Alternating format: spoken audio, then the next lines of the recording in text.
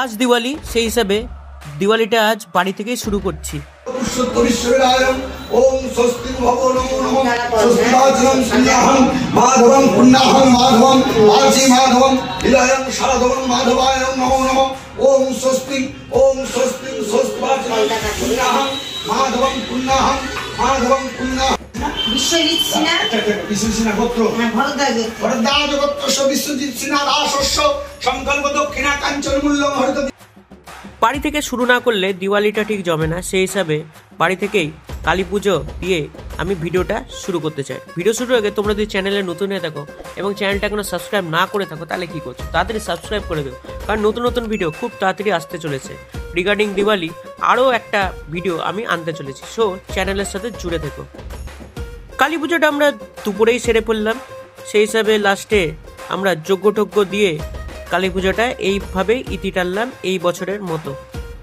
তোমাদের বাড়িতেও কি কালী পুজো হয়? যদি হয় অবশ্যই কমেন্ট বক্সে জানিও কিন্তু।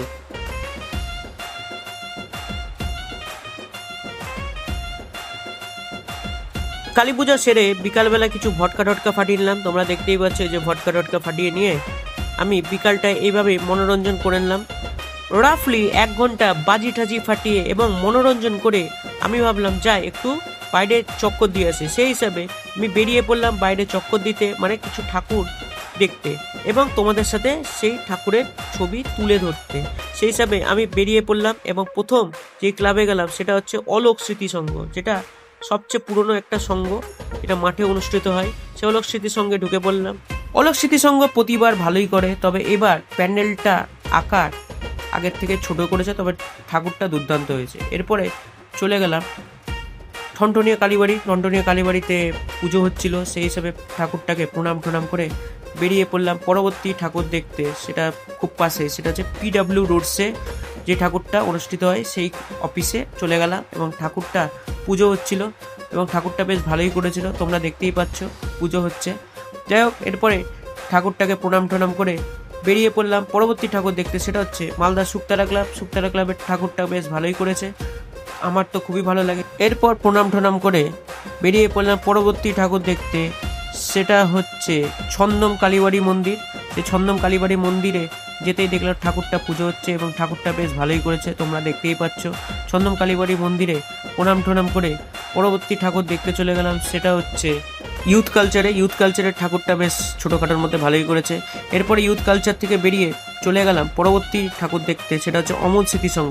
অমল স্মৃতিসংঘ প্রতি বছর কিছু না কিছু আকর্ষণীয় করে তোলে, এবারকার প্যান্ডেলটাও আকর্ষণীয় করে তুলেছে। ছোটোখাটোর মধ্যে প্যান্ডেলটা দারুণ লাগছিল এক কথায়। তোমাদের কেমন লাগছে অবশ্যই কমেন্ট বক্সে জানিও কিন্তু। শুধু প্যান্ডেল নয়, কালী ঠাকুরটা দুর্দান্ত করেছে এবং কালী ঠাকুরটা এই বছর কিছু অ্যাড করেছে, মানে কালী ঠাকুরের সাথে আমরা রামকৃষ্ণ এবং সারদা মাকে দেখতে পাচ্ছি, খুব ভালো লাগছে প্যান্ডেলটা এবং অ্যাজ ওয়েল অ্যাজ কালী ঠাকুরটাও দুর্দান্ত করেছে। তোমাদের কেমন লাগছে অবশ্যই কমেন্ট বক্সে জানিও কিন্তু।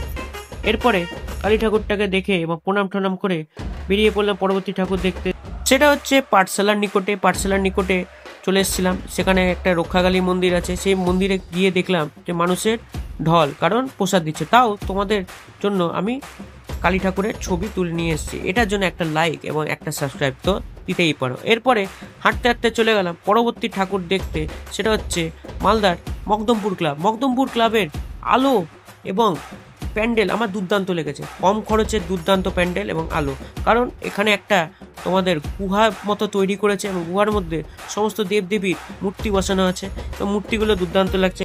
এবার আমি যদি আসি কালী ঠাকুরটা এক কথায় দুর্দান্ত হয়েছে, দুর্দান্ত আলোর কম্বিনেশন এবং কালী ঠাকুরের যে মূর্তি আমার দুর্দান্ত লেগেছে। আমি 10-এ 10 দিতে রাজি আছি, এত সুন্দর কালী ঠাকুরটা তৈরি করেছে। তোমরা যদি চোখে দেখতে তাহলে বিশ্বাস করতে কেন আমি তোমাদেরকে এইসব বলছি। ভিডিওতে তোমরা বুঝতেই পারছো কেন বলছি, কিন্তু তোমরা যদি রিয়েল চোখে দেখতে তাহলে আরও বুঝতে পারতে কেন বলছি। এরপরে কালী ঠাকুরটা দেখার পর চলে গেলাম পরবর্তী কালী ঠাকুর দেখতে, সেটা হচ্ছে মালদার সবচেয়ে পুরনো এবং শ্রেষ্ঠ ক্লাব, সেটার নাম হচ্ছে ইউথ ক্লাব। হ্যাঁ, ইউথ ক্লাবে কালী ঠাকুর দেখতে চলে গেলাম।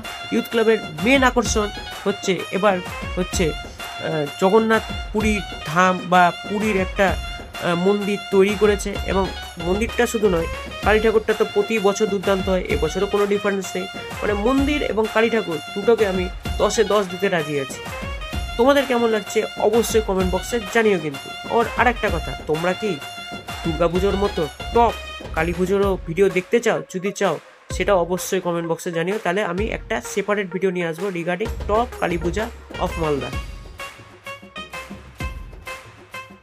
তোমরা দিওয়ালি কেমন এনজয় করলে, কত বাজি পুড়ালে এবং কটা ঠাকুর দেখলে অবশ্যই কমেন্ট বক্সে জানিও কিন্তু। তবে এবারকার মনে হচ্ছে কালী পূজাটা খুব তাড়াতাড়ি কেটে গেল। কেন?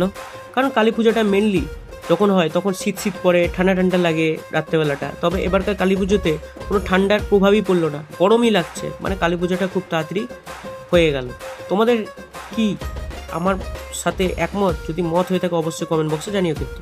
এরপরে চলে গেলাম পরবর্তী কালী ঠাকুরটা দেখতে, সেটা হচ্ছে মালদার শ্রেষ্ঠ এবং সবচেয়ে পুরনো গঙ্গাবাগে।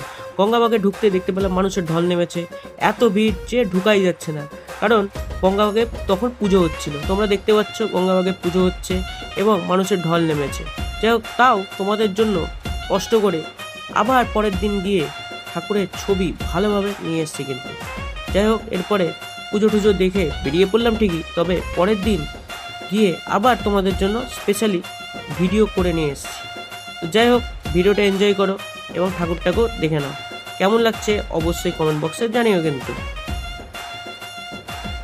যাই হোক, এরপরে চলে গেলাম পরবর্তী কালী ঠাকুর দেখতে, পাশেই ছিল, সেটা হচ্ছে আনন্দ মেলাতে।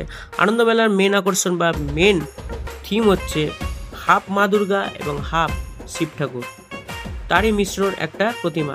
দারুণ লাগছিল, প্রতি বছর এরকমই পুজো হয়, এরকমই প্রতিমা হয়। এরপরে দেখার পর আমরা চলে গেলাম আদিকংস বণিক। আদিকংস বণিকের দুর্গা খুব ফেমাস। তো এখন তো দুর্গা নয়, এখন তো কালী।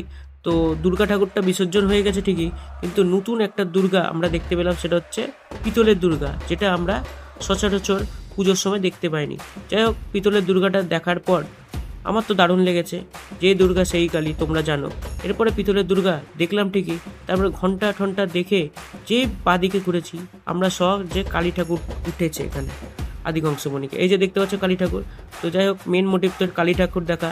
যাই হোক, কালী ঠাকুরটা দেখে বেরিয়ে পড়লাম মালদার শ্রেষ্ঠ প্যান্ডেলে, সেটা হচ্ছে পল্লীশ্রী ৮৬-তে।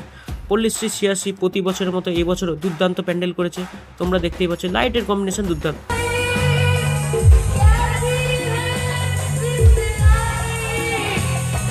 পাশে প্রোগ্রাম হচ্ছিল, প্রোগ্রাম দেখে ঢুকে পড়লাম পল্লীশ্রী ৮৬ প্যান্ডেলে। পল্লীশ্রী ৮৬ প্যান্ডেলটা সবচেয়ে বেশি আকর্ষণীয় এবং প্রতি বছর দুর্দান্ত হয়। এবছরও কম যায়নি পল্লীশ্রী ৮৬, মানুষের ঢল নেমেছে তোমরা দেখতে পাচ্ছ। তাও আস্তে আস্তে নেমে পড়লাম পল্লীশ্রী ৮৬ প্যান্ডেলে এবং কালী ঠাকুরটা দেখলাম। কালী ঠাকুরটা তো দুর্দান্ত করেছে, আমার তো মনে হয় ইজিলি ২-৩টা প্রাইজ তো পেয়েই যাবে। এত সুন্দর প্যান্ডেল এবং এত সুন্দর প্রতিমা তৈরি করছে।